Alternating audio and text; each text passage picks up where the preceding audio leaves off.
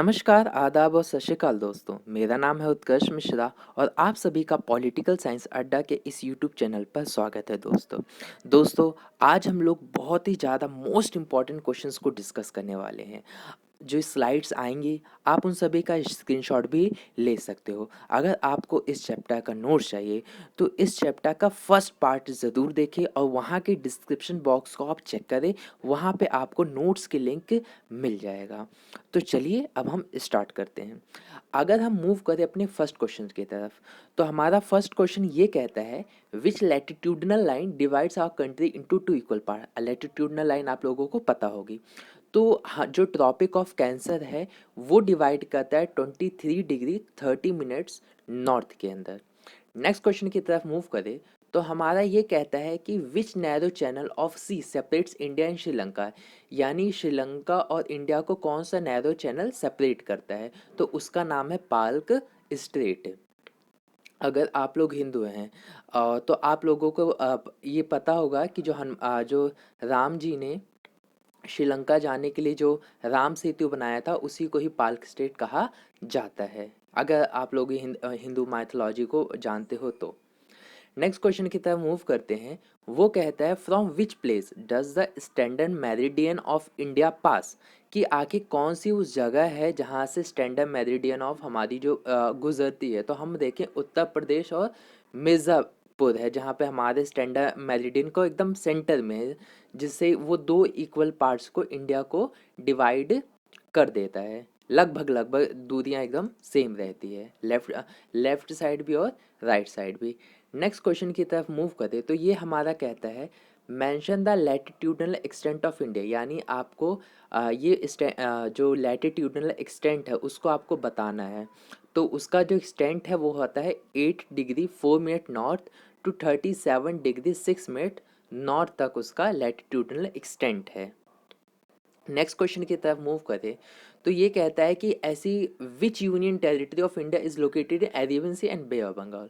कि ऐसी union territory बताओ जो कि अरेबियन सी में भी लोकेटेड है और बे ऑफ बंगाल में। तो इसका आंसर है लक्षद्वीप है, जो कि हमारा अरेबियन सी में लोकेटेड है, और अंडमान एंड निकोबार आइलैंड्स जो है वो हमारा बे ऑफ बंगाल के साइड लोकेटेड है।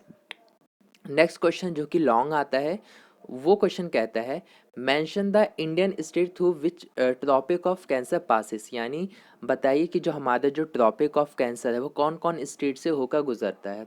तो गुजरात आता है, राजस्थान आता है, मध्य प्रदेश आता है, छत्तीसगढ़ आता है, झारखंड आता है, वेस्ट बंगाल आता है, त्रिपुरा एंड मिजोरम। ये कुछ स्टेट्स है जहाँ से हमारा ट्रॉपिक ऑफ कैंसर इंडिया के से गुजरता है। नेक्स्ट क्वेश्चन की तरफ मूव करें तो ये कहता है how long is cost line of India.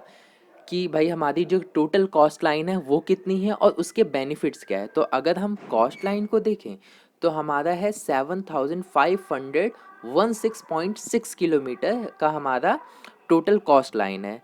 इसके बेनिफिट्स ये है कि जो पोर्ट्स हैं वो इस्टेब्लिश किए जा सकते हैं, साथ ही साथ हम ट्रेड कर सकते हैं, साथ ही साथ जो क्योंकि समुद्र के आसपास जितने भी फिशरमैन हैं उनके लिए एक अच्छा सोर्स हो जाता है फिश, उनकी इनकम के लिए हो जाता है और साथ ही साथ उनको एम्प्लॉयमेंट भी देता है। नेक्स्ट क्वेश्चन की तरफ मूव करें तो हमारा क्वेश्चन ये कहता है कि आपको नेबरिंग कंट्रीज़ बतानी है और उनके डायरेक्शंस भी बताना है कि कहाँ कहाँ वो किस डायरेक्शन में है। तो नॉर्थ वेस्ट की साइड हमारा पाकिस्तान है, अफ़गानिस्तान है, नॉर्थ की तरफ हमारा चाइना, नेपाल एंड भूटान है, ईस्ट की तरफ हमारा म्यांमार और बांग्लादेश है, और साउथ की तरफ हमारे दो आइलैंड नेशंस है कौन कौन से, श्रीलंका और मालदीव्स। नेक्स्ट क्वेश्चन की तरफ मूव करें तो हमारा ये कहता है कि जो इंडिया है the central location of India at the head of the Indian ocean is consider of great significance why. कि जो हमारा पहली चीज़ इंडिया है वो सेंट्रल एशिया के सेंट्रल लोकेशन में है, साथ ही साथ वो head of the ocean, Indian जो ओशन है उसका एक तरीके से मालिक है पूरा। तो ये क्या हमारे लिए ग्रेट सिग्निफिकेंस है कि क्या हमारे लिए अच्छी चीज़ है, और अगर है अच्छी चीज़ तो क्यों है। तो इसका आंसर दे रखा है कि the Indian land mass the central location between east and west Asia. यानी जो हमारा इंडिया है वो ईस्ट और वेस्ट एशिया के बिल्कुल सेंटर में रहने के फ़ायदे भी हैं, जैसे क्योंकि वो उससे ईस्ट से भी कनेक्ट हो सकता है और वेस्ट से भी कनेक्ट हो सकता है।